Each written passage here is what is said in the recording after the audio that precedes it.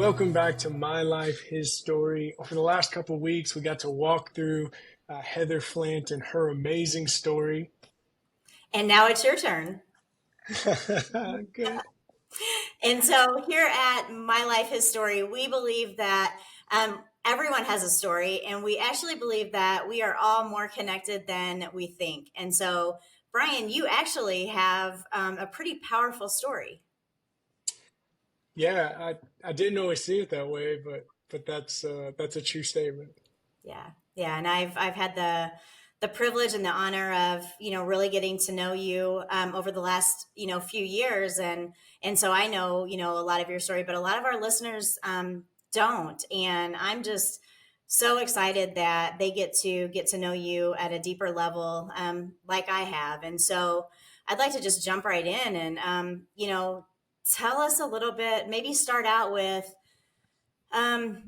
the beginning and just with just the beginning.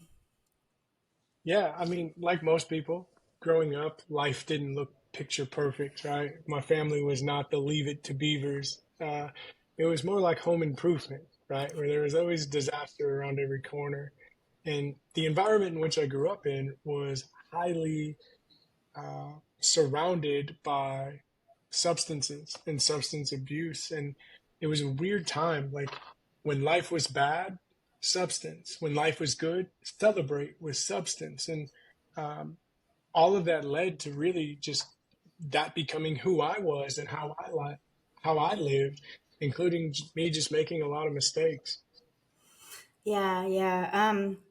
And so as you walked through that and made some mistakes, tell us a little bit about what that led up to and what came from that. Yeah. So, I mean, from a young age, um, I lived for alcohol and substance. I mean, um, that's what I knew. And so making those decisions, caused a lot of stress, caused a lot of me putting myself in terrible situations and then making the situations worse. And, I had my fair share of run-ins with the law and um, really everything changed when I met my wife. Um, she was a good girl and it was the first thing I had worth fighting for. Yeah. And And so how did you meet your wife? I know a little bit of this story, but why don't you tell us a little bit more about how you two met? yeah, so I was in a terrible relationship and it had come to an end, and my friends decided they needed to throw me a party. And so they threw a party in my house. And when I got home from work, I knew everybody in the house except for one girl. And I just knew there was something different about her. And so we met at the party and then have been inseparable since. But at that time, I was jumping from job to job to job. I had sold cars, I was working in factories, all these different things. And I would go to work, get off around 10 o'clock at night, and then I would go and close the bar down at 3 in the morning. And um, I came home one night and there was a note on my pillow that said, I can't do this anymore. And I knew I had to make some changes. Yeah, and that's a really good a good place to kind of move into the next segment of what those changes were, and with Jen, your wife, she was such an impactful part of your story, and with the relationship that you guys had, and just how she really encouraged you to be a different person. You made a pretty big decision. So why don't you tell us about that? Yeah, I did. So I lied to everyone. At the time, I was selling cars, and the car lot I worked for had another dealership that they owned over in Tempe, Arizona. And I had convinced my wife and family that after selling cars for 2 months, that they were going to hire me as the general manager of the car lot, that they were just going to hand me the keys to this whole building. And in actuality, I had went to MEPS and decided that what I needed for my life at that time was I needed to join the military and I needed to serve. Um, I grew up in the era of I was in high school when 9/11 happened, and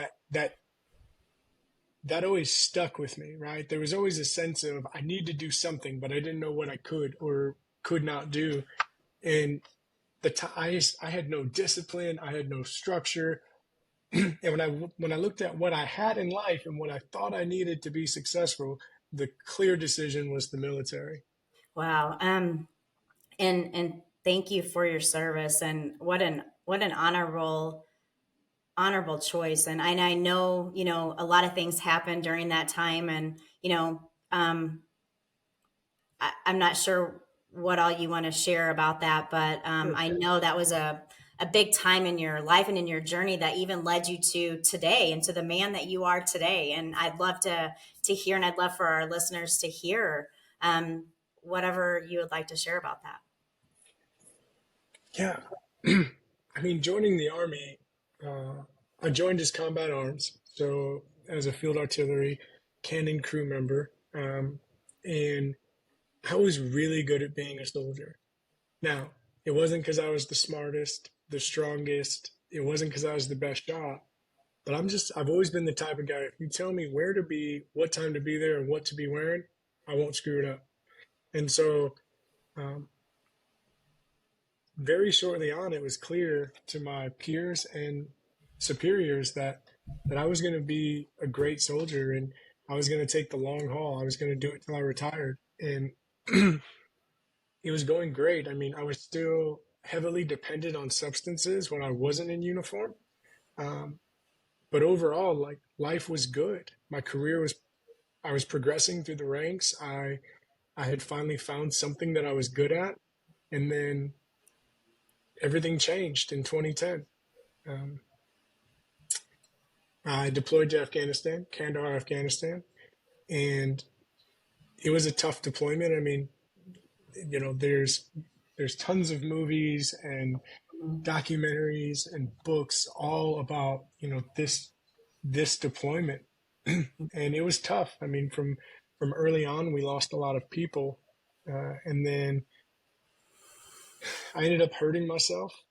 I wish I had a really super cool story about how I hurt myself the first time, but I fell in a hole. We were on a night patrol, stepped in a hole and hurt my knee, and that kind of led to where I am today.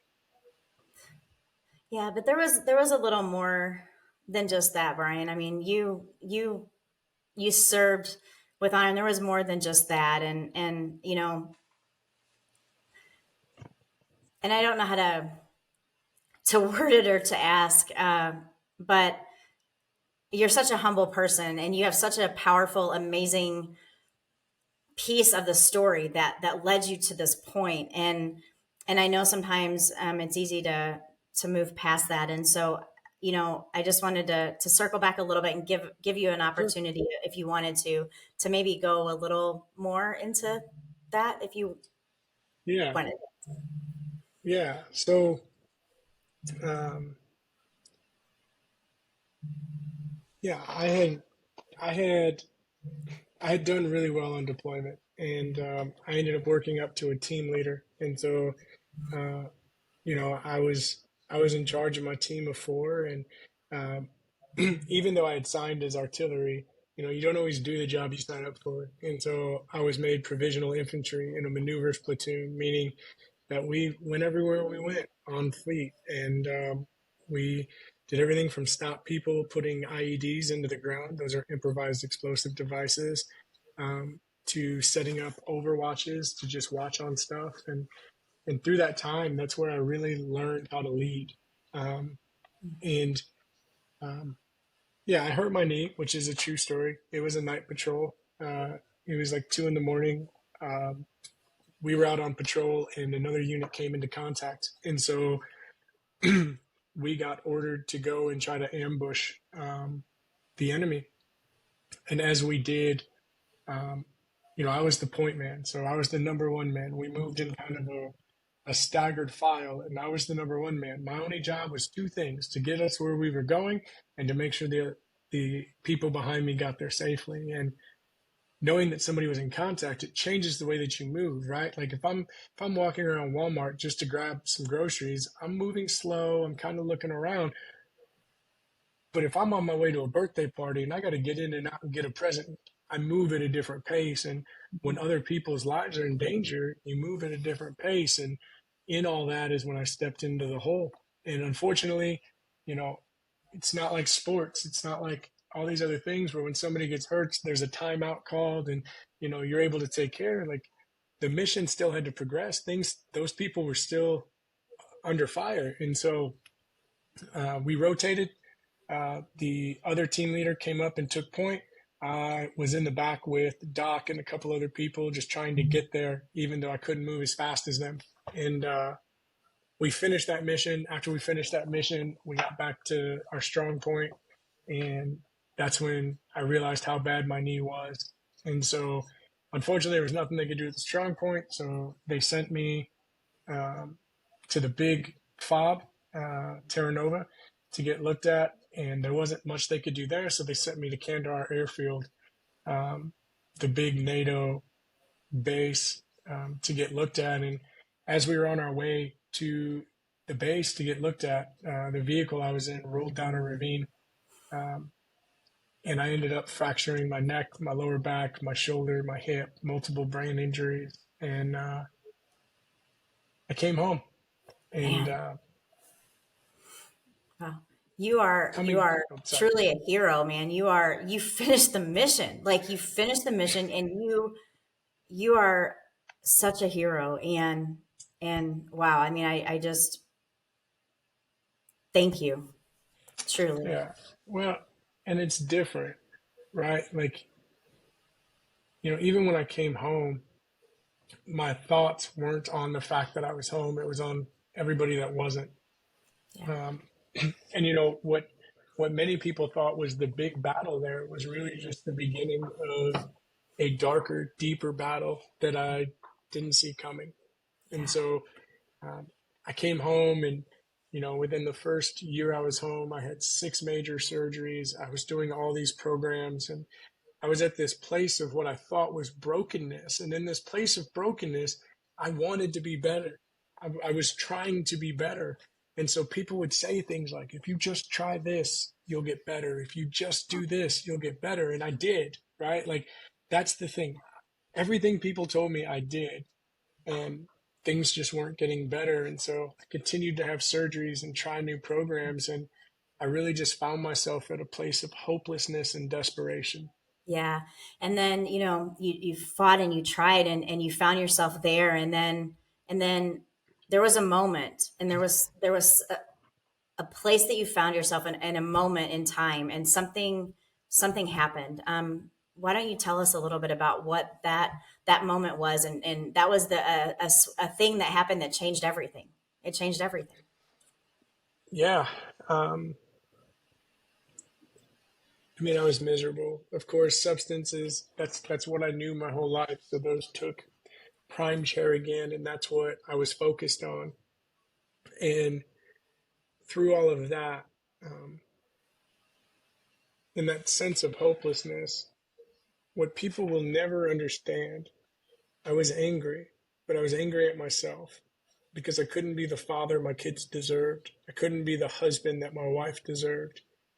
And so at that time, I was stationed at what's called the WTB, Warrior Transition Battalion. That's where they send the sick, injured, and ill to either transition back into the fight or to transition out.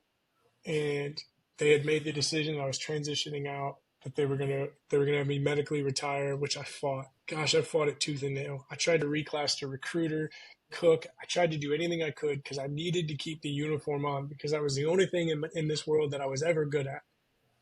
And when I realized I lost that battle, and I realized that they were going to make me fight or make me get out, I was angry that I couldn't be what my family deserved, that I wasn't who I once was. I had believed the lie that the best of me was in the past, and I'd never be who I once was again. And so in 2012, I moved my wife and kids back up to northern Indiana where her parents lived. Um, I told my wife that I needed her to get up there. I needed her to establish roots, right? Get a Hmm. house, get a job, get the kids in school. That way, when I got out, I could come back and I could just join in, and it would make my transition easier. And in actuality, I knew that I was going to take my life, and my wife and kids didn't deserve to find me. And that's what happened. I um, I sat in an empty, cold barracks room by myself and swallowed 2 bottles of pills. And for the first time in a long time, I laid down on the bed and I smiled because I thought the pain was all over. Wow. Thank you for just the courage that it takes to share something like that. And I know that you've shared this before, but there's people that are listening right now, Bryan, that have felt that and need to hear that and need to hear someone have courage to share that. And um, I know that it's changed people's lives. And I just wanted to tell you, just from me, thank you for just having the vulnerability to share that out loud and to say that out loud. I don't take that lightly, and I know there's a lot of people listening that don't either.